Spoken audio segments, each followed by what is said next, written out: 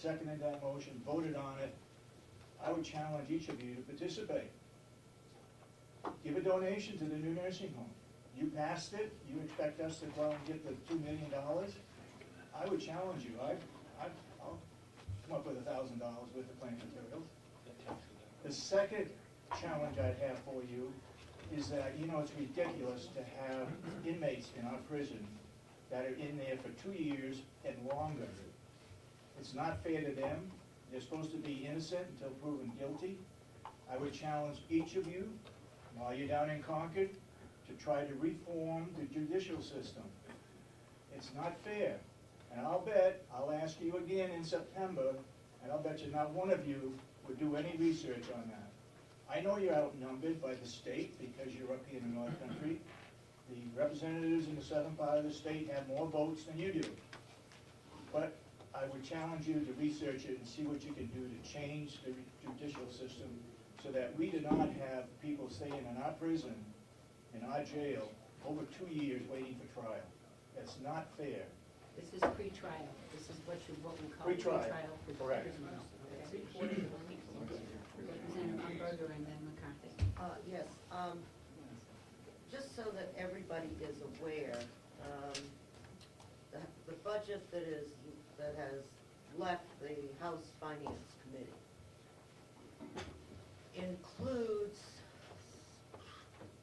some additional money for the judicial system so that they can do some modernization. It has also gone out of finance with the understanding that there will be no furlough days next year, you know, starting in 1 July.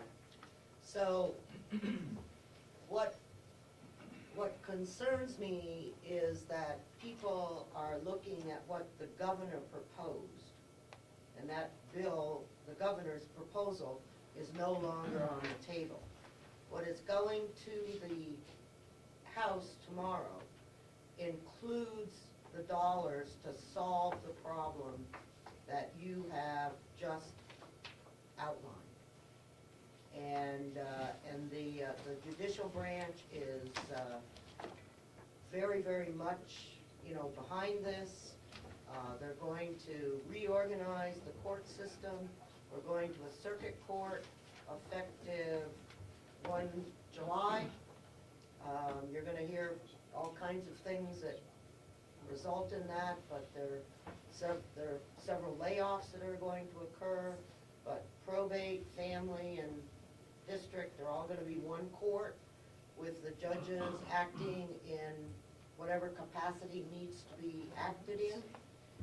We're no longer going to have a separate probate court, a separate family court, and a separate district court.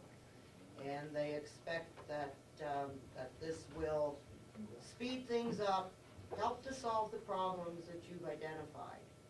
And there's a whole study about that thing that is on the judicial branch's webpage, or I have a copy at home, if you are interested in looking at where the judicial system is going to go.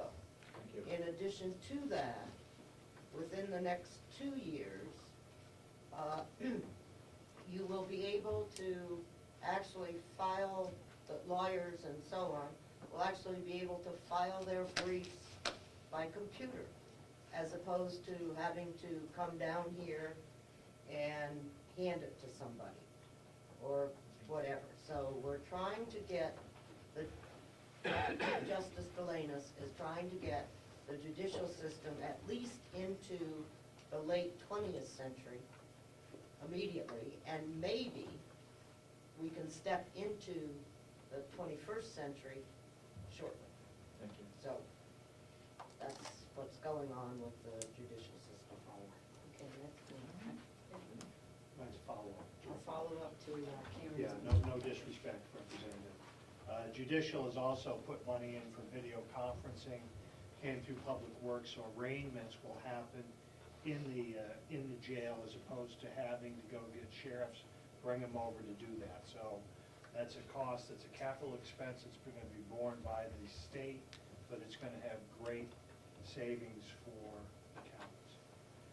Representative McCarthy and then Sorensen. Thank you, Madam Chair. I have two things, actually.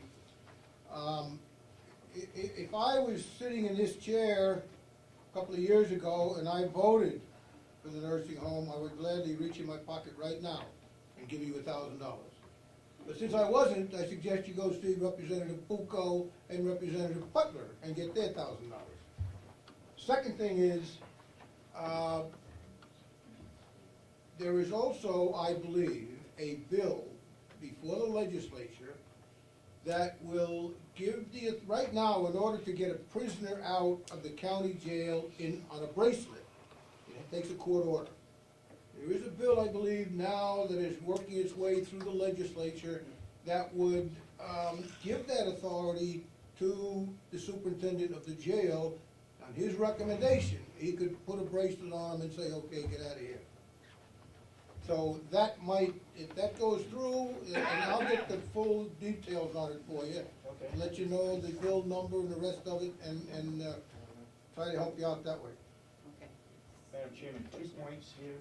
One is the liability taken off the superintendent, if he does that?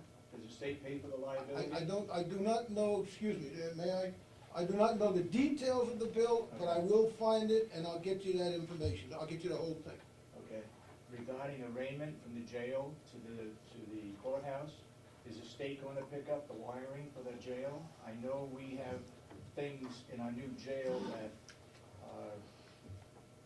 we probably would need something else. I'd have to check with the superintendent, but, so the state is going to pay for that too? If I could, they're paying for the Yes. infrastructure to make it happen. Thank you.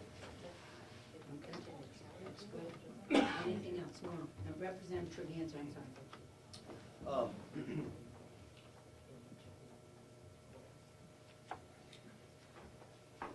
Superintendent Johnson wrote an excellent letter, which was published in the Conway Daily Sun about 3, 4, maybe 5 weeks ago. And I learned a lot in that letter, and probably anybody else that may have read it learned at least something. And after reading that letter, and this is in response to your remarks about the keeping the folks in the prison, Commissioner. After reading that letter, it became revealed to me that a tremendous amount of expense put on this county was put on this county because of the federal government. And the superintendent did a superb job of explaining the hoops, the liabilities, which others here have just mentioned, that he goes through just to make sure that the jail is not sued. So the only reason I bring this up is because it's something that we all ought to know. Washington, D.C., in the late 60s, I think it was, and early 70s, and since then, according to Superintendent Johnson's scrupulously documented letter, Washington, D.C. has downshifted responsibilities and costs to the states and to the counties. And if there's a tunnel to go through to get out of that, the only tunnel that I see through is through our U.S. Congressman's office. So I will definitely be contacting our current U.S. Congressman, and I have saved Superintendent Johnson's letter from a month ago, and we will begin a process of trying to reverse this downshifting. So thank you very much, Commissioner Sorensen. Okay. Representative Conkey and then number. Before we close, I'd like to address renovation of the former Mountain View Nursing Home as an item before we adjourn. Thank you. Okay. Representative Umberger? Well, do you want to do that first? Because mine's Yes, just- I think that Representative McCarthy, what will happen is we've got 2 issues after you, so if you would like to talk about your resolution. Oh, okay. Yeah. I'm gonna need a few minutes to go through this. I hope you'll bear with me. I have here the opinion issued on 16 July 2004 by the Supreme Court of the State of New Hampshire. It was a case with J. Daniel Linehan, the High Sheriff of Rockingham County. And just so that we all understand that my resolution is legal and lawful and normal, I would like to read a part of that opinion by the Supreme Court. The commissioners have responsibility for overall day-to-day county financial management and control of county assets and liabilities, except as may be limited by the powers granted to the county convention. The commissioners therefore have authority to implement administrative policies and procedures to safeguard the county's assets and monitor the county's financial liabilities. And the sheriff must cooperate with these countywide policies and procedures so long as they do not directly interfere with the sheriff's ability to provide law enforcement services within the county. Now, with that said,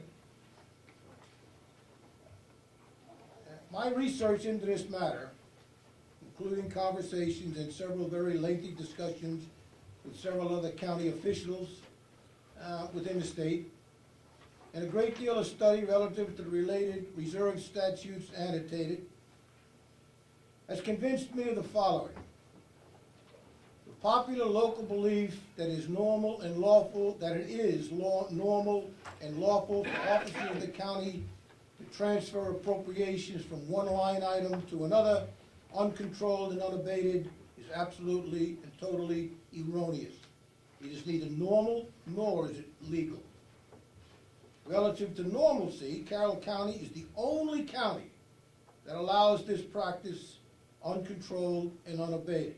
At least, I was unsuccessful in finding any other county that allowed it. Relative to its legality, the practice is strictly prohibited by law. RSA Title II, Chapter 24:14, 25:15(1), and 25:15(1)A, among others. With the practice so rampant within the county, evidenced by the fact that during 2010, one entity of the county transferred some $150,000 from line item to line item. In the process, out of a total of 40 line items, only 6 were left untouched. It's time the county delegation put a stop to it, once and for all. I firmly believe the adoption of this resolution will put us on a level with the other counties relative to what is normal and legal. It will also bring the county in line with the relevant existing state laws, and therefore, that heretofore have been ignored. Further, I believe the timely adoption of this resolution will immediately stop the illegal process of appropriation transfers from line item to line item. Finally, each and every county official I spoke to related to me the accolades, the praise, and the recognition received by that county relative to the ease of auditing once a resolution was adopted similar to this within their county. Therefore, I hope the delegation will immediately vote to approve the resolution I hereby submit as follows. Whereas RSA Title II, Chapter 28:12 provides the authority for the county commissioners to adopt rules for governing the county departments of corrections, including county farms, county nursing homes, county welfare offices, and any other county department under the jurisdiction of the county commissioners. And whereas RSA Title II, Chapter 24:14 states in part, appropriations by the county convention shall be itemized in detail. 24:14 also states, the county convention may require that the county commissioners obtain written authority from the executive committee before transferring any appropriation or part thereof under RSA 24:15. And whereas Title II, Chapter 24:15(1)A states, an appropriation is an amount of money authorized for a specific purpose. And